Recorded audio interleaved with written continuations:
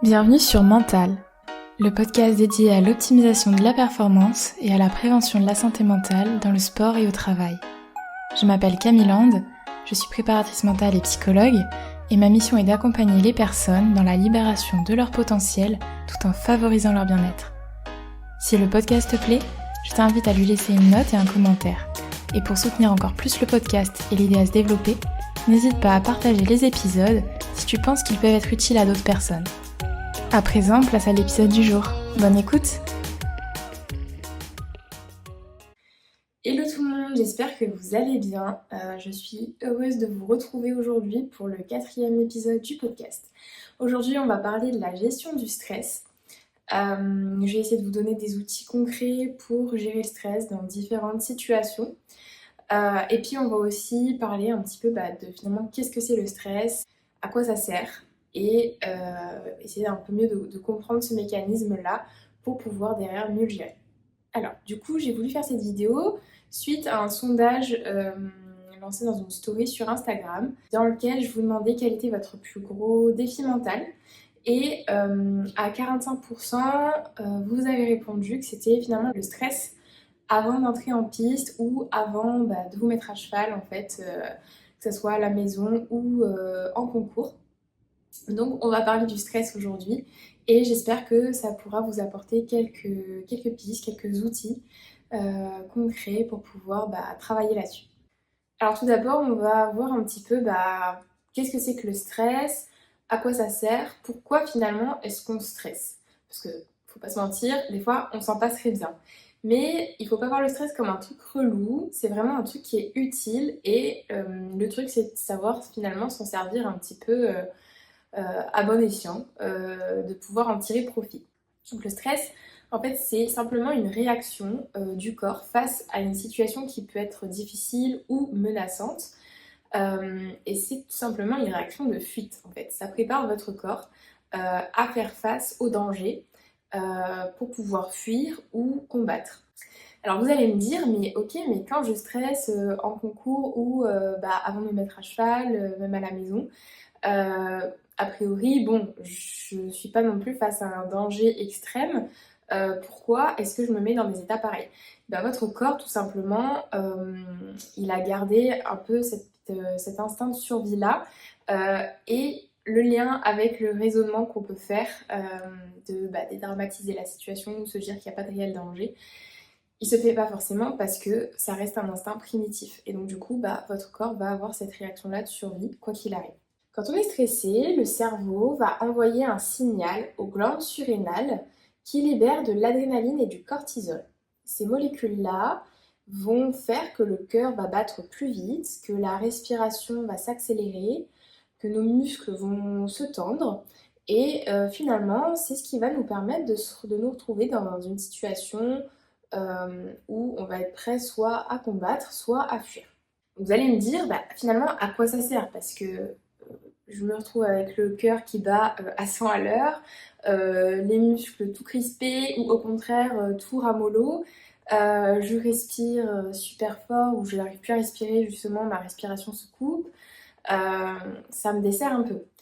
Et quand on arrive après, vous allez voir, à apprivoiser un petit peu ces réactions de stress, le stress va nous permettre finalement d'être plus concentré, de pouvoir prendre nos décisions plus efficacement, donc de réagir plus vite et du coup d'avoir une meilleure performance.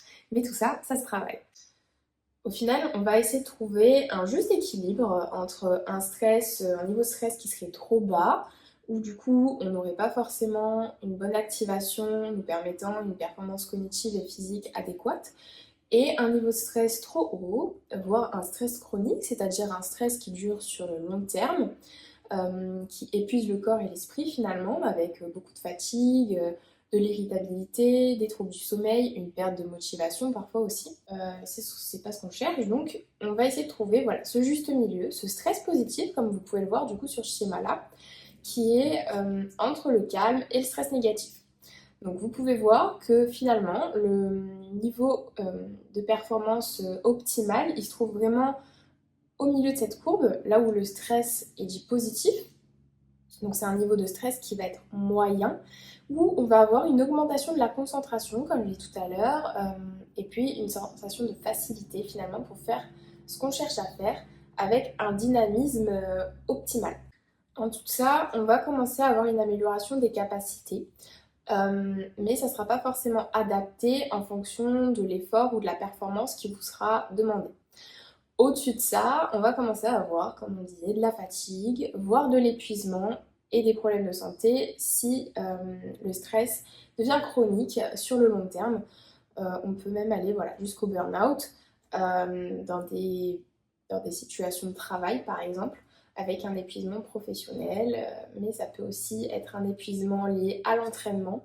Alors pour rendre tout cela un petit peu plus concret, je vais vous donner quelques exemples de situations et de symptômes que vous m'avez partagés tout simplement pour vous montrer aussi que d'une personne à l'autre, eh ben, le stress il se manifeste pas forcément de la même façon.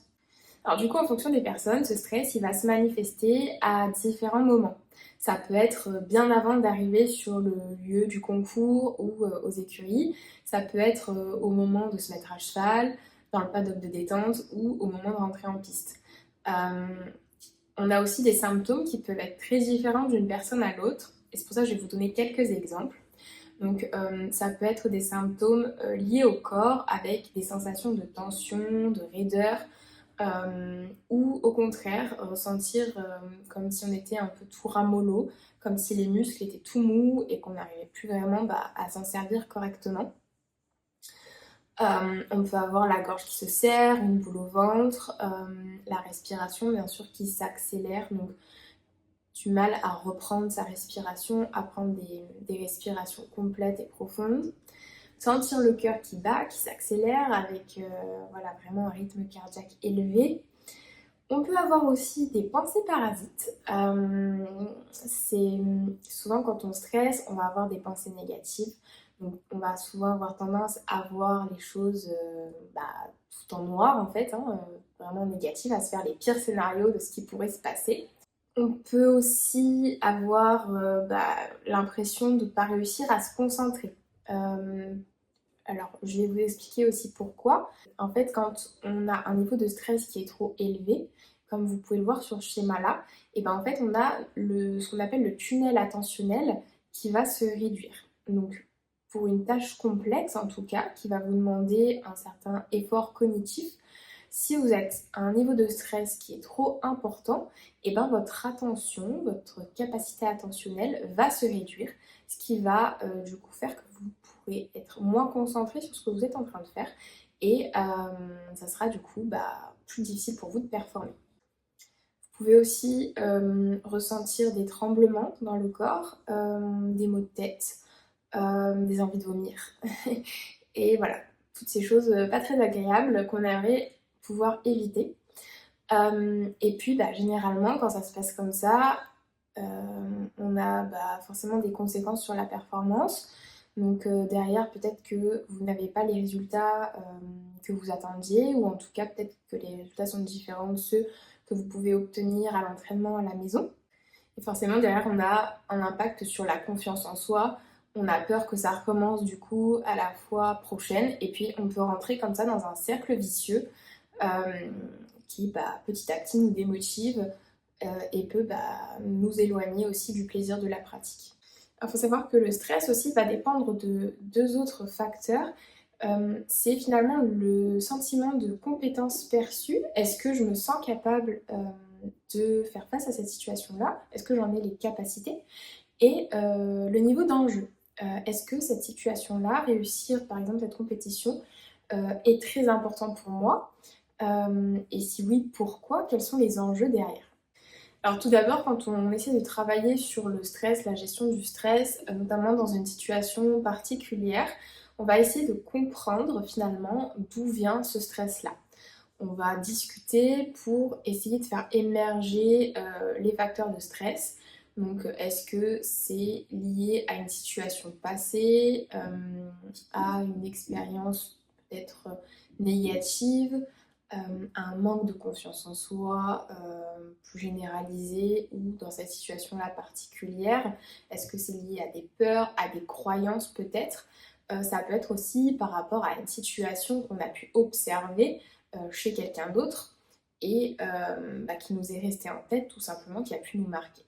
Une fois qu'on a compris ça, le but du jeu, ça va être ensuite de remodeler le cerveau, de le reprogrammer en quelque sorte pour lui expliquer que la situation à laquelle on fait face finalement n'est pas si dangereuse que ça. Peut-être en effet qu'il y a de l'enjeu, si c'est une compétition importante, forcément il y en a, mais il n'y a pas besoin de se mettre dans des états pareils et au contraire ça va être contre-productif pour votre réussite, votre performance et entre guillemets votre survie. Donc on va essayer de reprogrammer le cerveau. Pour un peu mieux vous expliquer comment tout ça fonctionne, si vous prenez l'architecture du cerveau, donc il faut savoir que votre cerveau, il est composé de neurones qui sont interreliés entre eux et qui forment du coup des connexions qu'on appelle les connexions neuronales. Ces connexions neuronales, elles vont permettre le transfert d'informations d'un neurone à l'autre. Et quand les informations vont emprunter du coup ces circuits, qu'on appelle des circuits neuronaux, plus l'information va passer et plus le circuit neuronal va être renforcé. Vous pouvez par exemple prendre l'image d'un chemin sur lequel passerait de l'eau, et plus l'eau va passer, et plus le chemin va se creuser, et plus du coup quand il pleuvra, et ben, l'eau passera à cet endroit-là. C'est un peu le même principe. Par exemple, vous êtes à une compétition, et là, c'est parti. Vous stressez, vous êtes dans tous vos états, rien ne se passe comme vous le voulez. Ça va renforcer du coup ce circuit neuronal-là. Vous associez le lieu de la compétition, peut-être la détente au paddock, peu importe, à une situation de stress. Et plus vous allez le vivre de cette façon-là, et plus ça sera ancré. Si au contraire, vous vivez une situation positive, que voilà, ça se passe bien, vous prenez du plaisir, finalement vous arrivez à faire ce que vous voulez, comme vous voulez, ou même voilà, s'il y a des choses à améliorer, en tout cas, c'est pas le drame. Et bien là, vous associez du coup la situation à quelque chose de positif, votre circuit neuronal va être renforcé également, et les fois prochaines, vous aurez moins d'appréhension puisque ça se sera bien passé, et du coup votre cerveau sera habitué à ce que ça se passe bien. Et vous allez me dire, oui, mais quand je stresse et que j'arrive sur une compétition, comment est-ce que je fais pour finalement me sentir bien, ne pas stresser et dire à mon cerveau que tout va bien? C'est là que la préparation mentale entre en jeu. En préparation mentale, on peut donc travailler sur cette reprogrammation du cerveau. On va pas juste essayer de se persuader en arrivant sur la compétition et se dire ok, c'est bon, je vais bien, tout va bien, ça va bien se passer, il n'y a pas de danger. Non, on va pas essayer de se persuader comme ça. On va vraiment changer les choses à l'intérieur de notre tête, dans la structure même de notre cerveau. C'est-à-dire que les connexions neuronales vont vraiment se modifier, vont vraiment changer. On appelle ça la neuroplasticité. C'est la capacité du cerveau à se transformer et à s'adapter. Et pour ça, le travail, il commence du coup bien en amont. C'est important de s'y prendre à l'avance parce que si on arrive la veille de la compétition et qu'on se dit « Ok, je vais utiliser les outils de préparation mentale », votre cerveau n'a pas le temps en fait de se restructurer et de s'adapter. Donc il faut travailler en amont. C'est vraiment comme un entraînement physique. Quand on cherche à faire de la préparation physique, on ne va pas s'envoyer sans pompe et sans abdos la veille de la compétition. On s'y prend à l'avance. On a un plan d'entraînement qui est construit, préparé, pensé pour pouvoir être prêt le jour de la compétition. Là, c'est exactement la même chose. Donc il faut compter quelques semaines avant la compétition pour pouvoir vraiment s'approprier les outils et commencer à avoir des résultats pour vous permettre d'être prêt finalement le jour de la compétition. Bon, je sais, tout ça, ça reste encore un peu flou, donc on va rentrer dans le vif du sujet et je vais vous expliquer comment fonctionnent les outils qu'on peut utiliser. Alors, tout d'abord, pour restructurer les circuits neuronaux, on va utiliser l'imagerie mentale. L'imagerie mentale, qu'est-ce que c'est? C'est le fait de visualiser mentalement des images, mais aussi des sons, des odeurs. On va utiliser aussi la sensation du toucher. En fait, on va travailler un petit peu sur les 5 sens pour vraiment reconstruire une image mentale qui soit la plus proche possible de la réalité.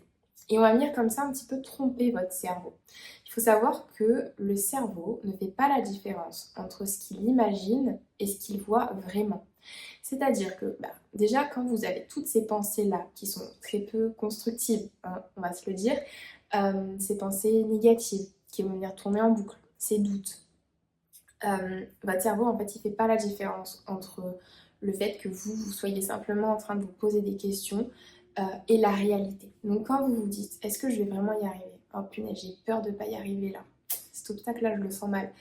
En fait, votre cerveau, pour lui, c'est déjà mort. Enfin, il va se dire, là, celui-là, ça va pas fonctionner. Donc, il fait vraiment pas la différence entre la réalité et ce que vous imaginez. Déjà, c'est important de comprendre ça. On va pouvoir travailler aussi sur le discours interne, mais j'y reviendrai après. Pour ce qui est de la visualisation, c'est pour bien vous faire comprendre qu'en fait, quand vous allez visualiser des choses mentalement, les circuits neuronaux dans votre cerveau, ils vont s'activer de la même manière que si vous étiez en train de vivre la situation pour de vrai. C'est pour ça qu'on ne va pas essayer de se persuader sur le moment même de la compétition en arrivant sur les lieux et en se disant ok, je me sens bien, ça va bien se passer. Non, on va s'y prendre à l'avance et on va visualiser la situation positive, la situation qu'on souhaite atteindre, qu'on souhaite vivre. Et ça, on peut le faire avec le stress, mais on peut le faire avec absolument tout. Et c'est ça qui est génial, c'est qu'en fait, on n'a pas de limite. On peut imaginer des scénarios à l'infini et travailler sur absolument tout, que ça soit l'émotionnel, la technique, on peut tout imaginer. Donc, on va pouvoir créer un scénario qui soit adapté à la personne. On va chercher ensemble qu'est-ce qui va favoriser un état optimal de performance, qu'est-ce qui va vous permettre d'être serein, qu'est-ce qui va vous permettre de performer correctement. Une fois que ce scénario il est créé, une fois qu'on l'a visualisé ensemble, que c'est assez clair, si vous n'avez pas de problématique particulière pour visualiser mentalement les images, ça peut être aussi quelque chose qui peut être compliqué pour certaines personnes, mais qui se travaille avec des outils appropriés avant d'aller sur un scénario un peu complexe avec un environnement, une situation, du mouvement, etc. On va venir travailler tout ça en amont, si besoin, pour rendre l'image la plus nette et précise possible pour que ça se rapproche vraiment au maximum de la réalité et que votre cerveau, en fait, il voit que du feu, que pour lui, ça soit comme si vous étiez en vrai.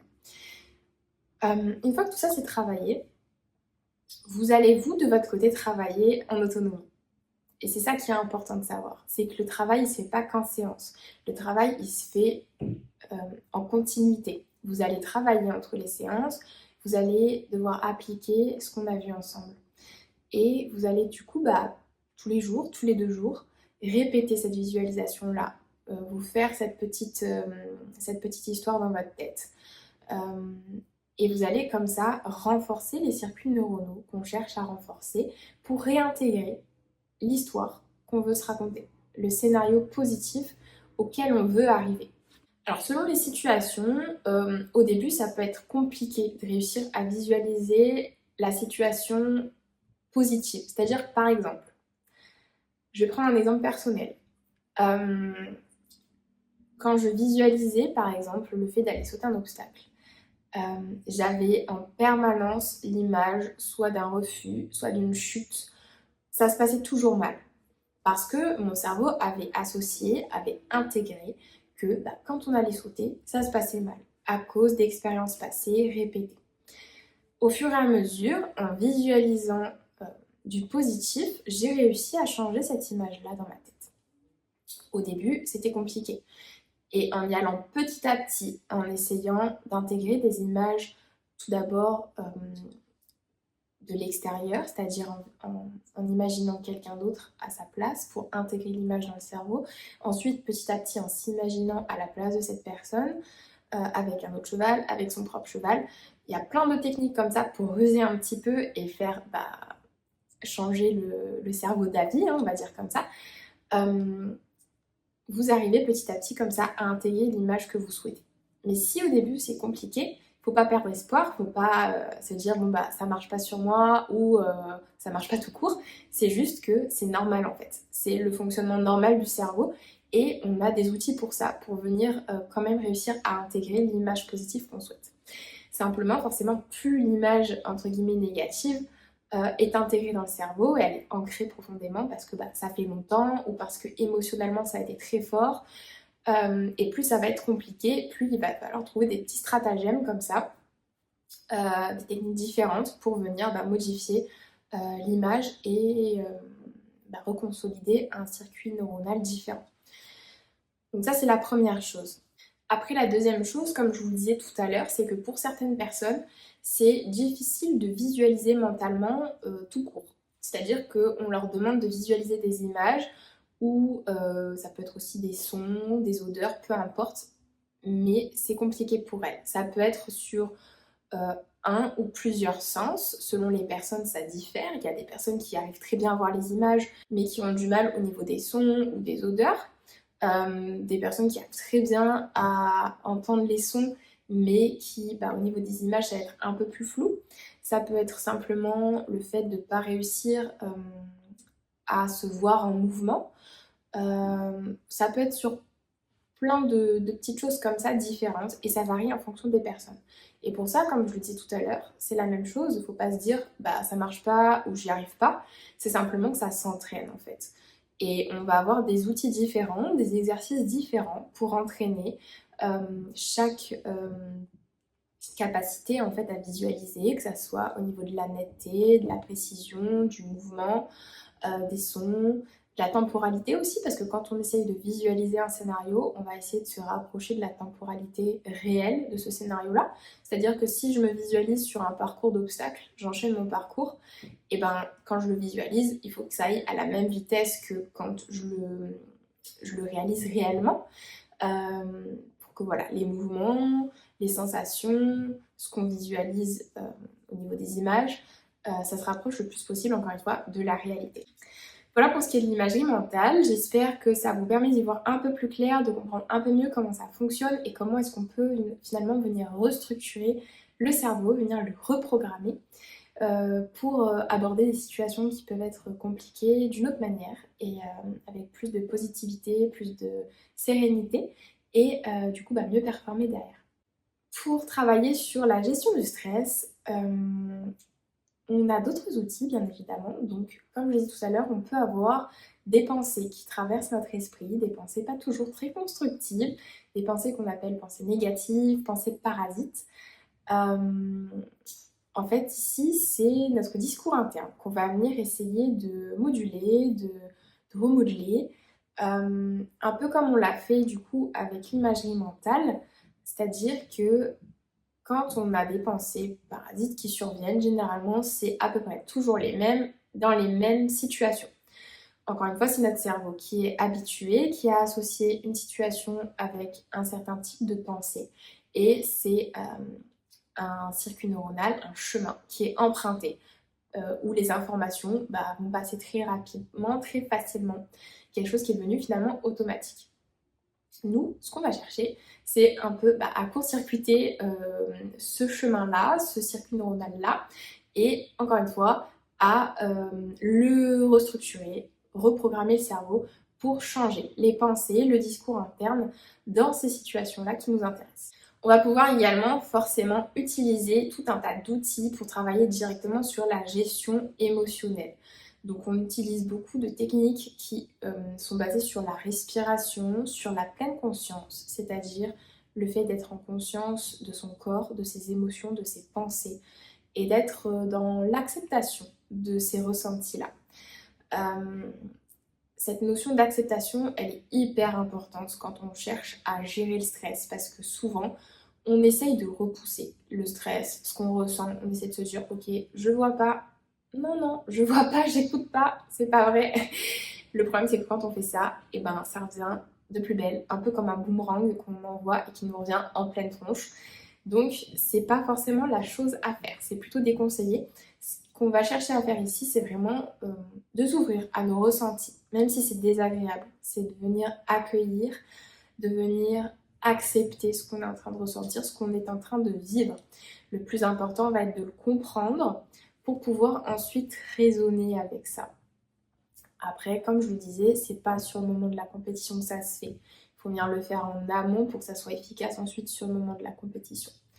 Toutes ces techniques de respiration, d'ancrage, techniques de pleine conscience, de méditation vont être importantes, mais il faut les utiliser aussi en amont, être habitué à les utiliser, parce que sinon, ce sera forcément beaucoup moins efficace. Et ce qu'on cherche, nous, c'est être efficace, c'est pouvoir trouver cet état optimal le plus facilement et le plus rapidement possible, peu importe les situations. Et donc, du coup, pour ça, il faut entraîner notre cerveau. Et puis, une notion qui est, à mes yeux, ultra importante et qu'on travaille peut-être pas assez. On ne devrait pas attendre d'être en séance de préparation mentale ou dans un accompagnement en préparation mentale ou en psychologie du sport pour s'en saisir. Ça devrait être quelque chose d'obligatoire. C'est la connexion qu'on entretient avec son cheval. C'est-à-dire que bien trop souvent, on est dans notre petite bulle, là, en haut, au-dessus de notre cheval, on stresse, on pense, on se fait nos petits scénarios négatifs, et puis en fait, on en oublie complètement notre cheval. Notre cheval, c'est notre partenaire, c'est celui avec qui on va travailler. Il est là avec nous tout le long, tout le temps de la compétition, tout le temps de notre entraînement, tout le long de notre parcours. S'il n'est pas là, si on n'est pas avec lui, en fait, ça n'a plus de sens. Donc, ce qu'on va prioriser, avant tout, c'est la connexion avec son cheval. Et pour ça, on va utiliser différents outils. On a une chance énorme, c'est de faire un sport au contact d'un animal. Il faut savoir que les animaux, on le sait, ils sont utilisés dans le cadre thérapeutique, dans le cadre du développement personnel et professionnel. Pour les chevaux, que ce soit en équithérapie, en équicoaching, ça a été prouvé scientifiquement. Le cheval apporte sur le plan thérapeutique et du développement de soi. Le cheval apaise, le cheval aide à mieux se connaître, à mieux se comprendre, à mieux relationner. Et donc, ça serait dommage de ne pas se saisir de ça, de ne pas profiter en fait d'avoir cet animal à portée de main dans notre sport pour grandir, s'en servir, même si c'est pour une optique de performance sportive. Quand on travaille du coup en préparation mentale avec des cavaliers, moi j'intègre forcément le cheval dans le processus.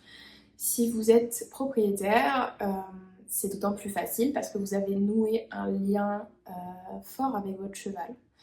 Vous vous connaissez normalement par cœur et donc c'est beaucoup plus facile. On va pouvoir utiliser les réactions du cheval, on va pouvoir mieux comprendre comment vous interagissez et du coup ça va nous donner des éléments précieux sur votre façon à vous de fonctionner et sur comment est-ce qu'on peut vous aider pour que ça se passe mieux avec votre cheval aussi.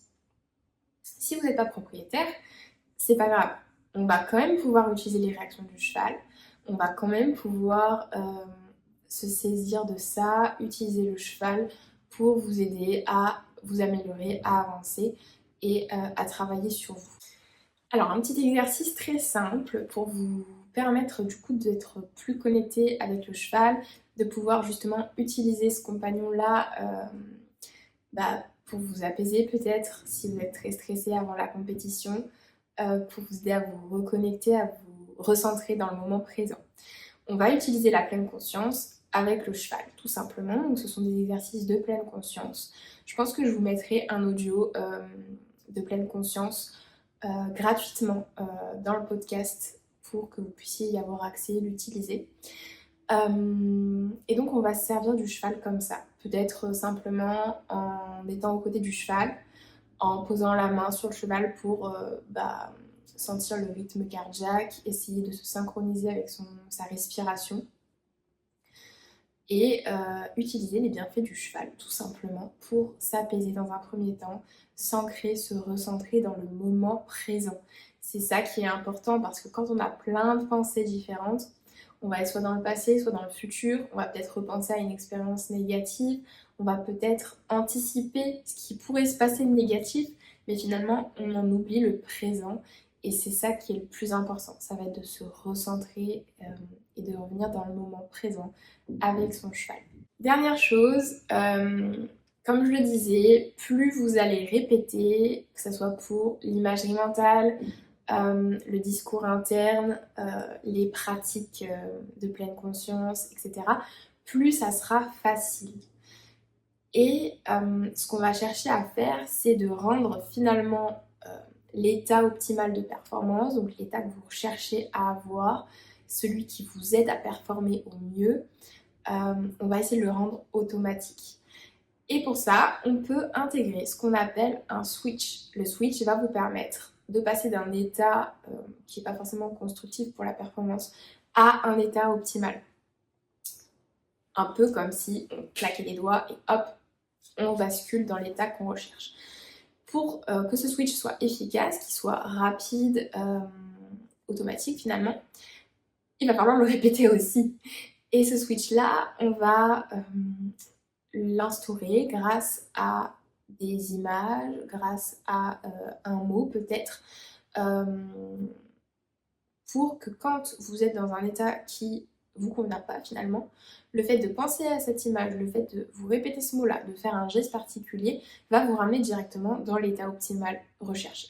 On peut également penser des routines de pré-performance, donc c'est une succession d'actions qui va vous permettre de vous retrouver à nouveau dans cet état optimal avant la performance. La différence, c'est que la routine se fait avant, le switch, si en plein parcours vous vous rendez compte que c'est la cata, vous pouvez l'utiliser et en quelques secondes, ça vous permet de revenir dans un état qui soit optimal, un état de sérénité ou d'activation qui soit adéquate pour votre performance. Donc dans une routine de pré-performance, par exemple, on peut prendre du temps pour se recentrer. Donc par exemple, comme je l'ai dit tout à l'heure avec le cheval, ça peut être aussi seul, ça peut être le fait d'intégrer tout simplement sa reconnaissance de parcours dans sa routine, mais pas simplement en faisant la reconnaissance de façon bête et méchante comme on peut avoir l'habitude de la faire, mais en intégrant en plus des petites choses qui vont vous aider sur le parcours pour gérer le stress, puisque ici on parle du stress, mais ça peut être plein d'autres choses, même sur le plan technique, sur la connexion avec votre cheval, enfin, ça peut vraiment être n'importe quoi finalement, on peut tout imaginer. Et tout ça, ça va vous permettre finalement d'affiner, de venir consolider les circuits neuronaux dans votre cerveau pour que sur le moment, ça se passe de façon fluide, automatique, et que vous n'ayez plus besoin de réfléchir à tout ça et de vous prendre la tête avec tout ça finalement. Voilà, j'espère que ça vous a plu, que ça a pu vous permettre de mieux comprendre comment on peut travailler en préparation mentale, notamment sur la question de la gestion du stress. J'espère aussi que vous pouvez avoir des pistes de travail, que vous aurez quelques outils pour commencer à travailler sur la gestion du stress. Et bien sûr, si vous avez des questions, si vous voulez en savoir plus, moi je reste disponible. Vous pouvez me contacter. Vous pouvez aussi laisser un petit commentaire pour me dire si ça vous a plu, si vous auriez aimé savoir d'autres choses, s'il y a des informations qui vous manquent. Et puis partagez cette vidéo, cet épisode de podcast à des personnes qui pourraient en avoir besoin, des personnes qui peut-être se retrouvent dans des situations de stress, que ce soit à la maison, à l'entraînement ou en compétition. Voilà. Et puis je vous dis à très bientôt.